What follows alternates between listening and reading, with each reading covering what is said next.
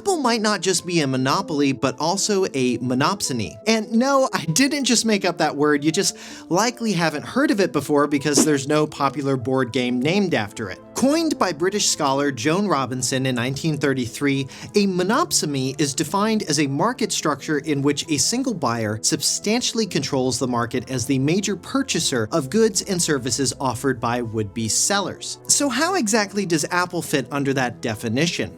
3 words: the App Store. Unlike the Mac, where you can download a music app like Spotify directly from Spotify's website, on an iPhone or iPad, you can only download the Spotify app through the App Store. And this is where the trouble begins for Apple. Because they control the only legitimate way to get apps onto iPhones and iPads, you can make a pretty easy argument that they have complete market dominance over the would-be sellers, who in this scenario are the app developers for iOS and iPadOS. Apple can set whatever terms they want for apps sold through their App Store, and over the years they've done just that. Now, some of you at this point may be thinking, so what? Apple created these product and product categories, and they should be able to do whatever the heck they want with these products and their ecosystems. But would you have that same opinion if you knew that you were being charged more for simply purchasing things with an iPhone? Some iOS users sued Apple in 2013, claiming the 30% App Store fee at the time Apple charged all app developers was being passed on to them as iPhone consumers. And even today, you can see clear examples of this pricing discrepancy. Just look no further than Elon Musk's new Twitter Blue subscription service. Twitter charges a higher price for Android and iOS users for the same service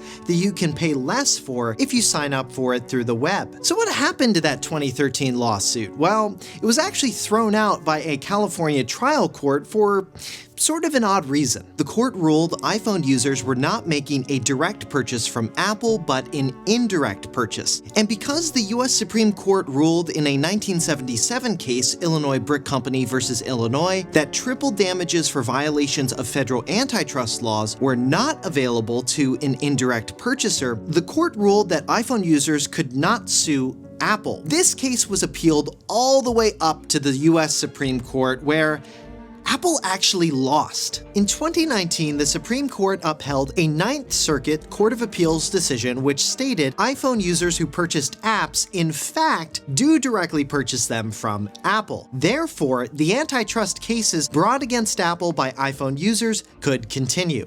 This was a big deal. But here's where it gets even worse for Apple. Justice Kavanaugh, writing for the majority in this case, wrote that Apple could not only be sued by its customers over a monopoly theory, they could also be sued by app developers on, you guessed it, a monopsony theory. That part of the ruling would come to haunt Apple just 1 year later, when in 2020, Epic Games, the maker of Fortnite, sued Apple. And they didn't just sue Apple, they went thermonuclear war on Apple. Epic Games kicked off their lawsuit first by purposefully pushing a Fortnite app update which switched on Epic Games' own payment processor, breaking Apple's App Store policies, which caused Apple to kick Fortnite off of the App Store, which Epic was waiting for. As soon as that happened, they filed their lawsuit and released a video on YouTube titled 1980 Fortnite, a shot-for-shot remake of Apple's own famous 1984 Super Bowl ad. Only in the Epic Games version, Epic is disrupting Apple's iron grip on the app distribution for iOS and iPadOS. Apple technically won the first round, though this case was appealed and is working its way up through the court system and will likely be appealed all the way up to the US Supreme Court. But Epic Games isn't the only app developer complaining against Apple. Spotify's another one. Spotify has 2 main complaints against Apple. The first involves the apparent conflict of interest Apple has by controlling iOS and iPadOS distribution, while at the same time competing directly against Spotify with Apple Music. For Spotify to sell its music subscriptions through its iOS and iPadOS apps, it must give Apple a 30% cut, or tax as Spotify likes to call it. The problem here is Apple isn't affected by the same 30% commission, which gives it an unfair advantage according to Spotify, allowing Apple to undercut Spotify's subscription pricing. Plus, Apple's App Store rules prevent Spotify from letting their customers know they could make a purchase outside of its app. Apple recently relaxed some of those rules, but this all came to a head again in 2022 when Spotify wanted to sell audiobooks through its app. In order to avoid Apple's App Store fee, the Spotify team developed a 9-step process for buying an audiobook. Aside from the completely horrendous user experience, Apple did approve the app update submitted by Spotify with this new feature. But just a few days later, Spotify submitted another app update completely unconnected to this new audiobook feature, and Apple rejected it. The Spotify app was rejected for not following the guidelines regarding including explicit in-app communications to direct users outside the app to make digital purchases. Now, when you try to purchase an audiobook in Spotify's iOS and iPadOS apps, you're presented with a message, "Want to listen? You can't buy audiobooks in the app." It's similar to the one you see in the Netflix app or when you try to buy a Kindle book on the Amazon app. So we've heard the arguments from both app developers and Apple's own customers, at least some of them. But what about Apple itself? What are the arguments the company makes for why it's not a monopoly and why things should stay the way they are today? If consumers don't like Apple's practices, they can get Android devices, and Google has the leading smartphone OS market share worldwide. Apple also argues its total control over the App Store is essential to its brand proposition for iPhones and iPads. Consumers want to be able to download software from any developer in a marketplace that's safe, trusted, and protects user privacy. But what about macOS? People have been sideloading macOS apps for years.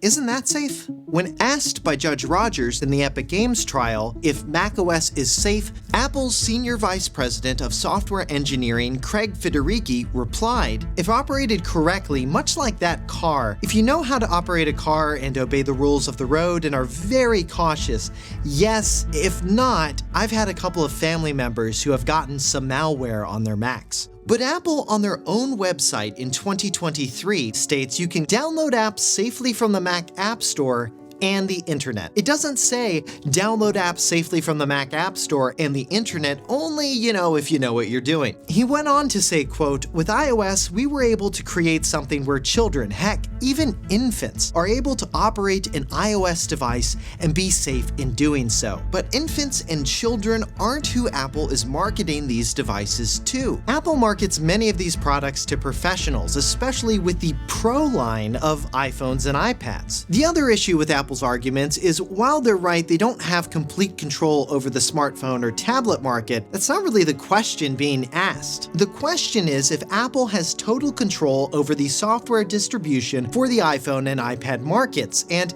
it's pretty difficult to argue they don't. That's why Apple is getting hit with lawsuits from both its users and app developers for its platforms, and why regulators are taking a hard look at the company. US lawmakers have drafted antitrust legislation targeting the company, and the US Justice Department is reported to be in the early stages of filing an antitrust case against Apple. And in the EU, lawmakers have passed the Digital Markets Act, which, in order to comply with that law, Apple is reportedly readying major changes for iOS 17, including allowing users to install third-party app stores and sideloading apps onto iOS devices. That would be a dramatic shift for the company, and this would have a huge impact on the ways people can use iPhones and iPads and how developers could then design apps and generate revenue from them. But keep in mind that the changes rumored to be happening in iOS 17 will only apply to users in the EU. In order for more changes to apply to more users in different markets,